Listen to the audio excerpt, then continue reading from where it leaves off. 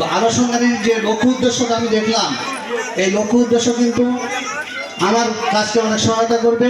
আবার আমার পাশে উপবিষ্ট আমাদের যে চেয়ারম্যান মহোদয়, তার কাছেও কিন্তু সহায়তা করবে।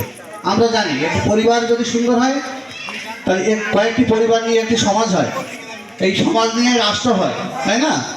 তাহলে আমাদের একটি তেমনিভাবে আমাদের একটা পাড়া মহল্লা নিয়ে একটি ইউনিয়ন হয়। কিন্তু এই পাড়া যদি এই সুইলপুরের মতো প্রত্যেকটা পাড়া গ্রাম মহল্লা যদি উন্নয়নের জোয়ারে ভেসে যায়, তাহলে কিন্তু আমাদের ভাড়াশূন্য ইউনিয়নও উন্নত হবে। আর ভাড়াশূন্য ইউনিয়ন যখন উন্নত হবে, তখন চেয়ারম্যান মহোদয় কিন্তু একটি উন্নত বা উন্নয়নশীল একটি বা উন্নত একটি ইউনিয়নের চেয়ারম্যান হিসেবে নিজেকে গর্বিত দরবারে বিভিন্ন দরবারে পরিচয় দিতে পারবে যে আমি অমুক ইউনিয়নের চেয়ারম্যান। তো সেই হিসাবে এখানে আমরা দেখছি আলোচনার লক্ষ্য উদ্দেশ্যের মধ্যে গ্রামকে নিরক্ষর মুক্ত করা, যেটা আমার কাজ।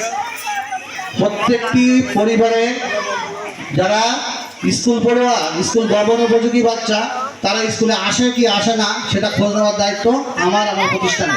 সেই কাজটি কিন্তু আলোচনারি করে দিচ্ছে। আবার কি করছে, সাধারণ শিক্ষার্থীদের মাঝে শিক্ষা উপকরণ বিতরণ করছে। আবার গরিব মেধাবীদের উপবৃত্তির ব্যবস্থার মাধ্যমে তাদের যে পড়ালেখার যে প্রতিবন্ধকতা, এই প্রতিবন্ধকতা দূর করতে সহায়তা করছে। এরপরে আসছে লাইব্রেরি, পাঠাগার স্থাপনের মাধ্যমে তাদের জ্ঞানের যে রাজ্য, সেই জ্ঞানের রাজ্যে প্রবেশের সুযোগ তৈরি করে দিচ্ছে। এছাড়াও আরও অন্যান্য কাজ আছে, যেমন ফ্রি মেডিকেল ক্যাম্প, স্বেচ্ছায় রক্তদানে আগ্রহী করা।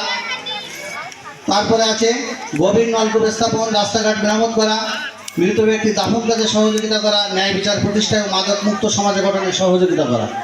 এই কাজগুলো কিন্তু প্রত্যেকটি মানবিক মানুষ হিসেবে আমাদের মনুষ্যত্বের জায়গা থেকে করা উচিত, যে কাজটি আলোচনানি করার জন্য উদ্যোগী হয়েছে। এজন্য আসলে কি বলা যায়, আমার অন্তর্স্থল থেকে আলোচনানির সকল স্তরের নেতাকর্মী সংগঠনের সদস্যবৃন্দকে আমি ধন্যবাদ জানাচ্ছি।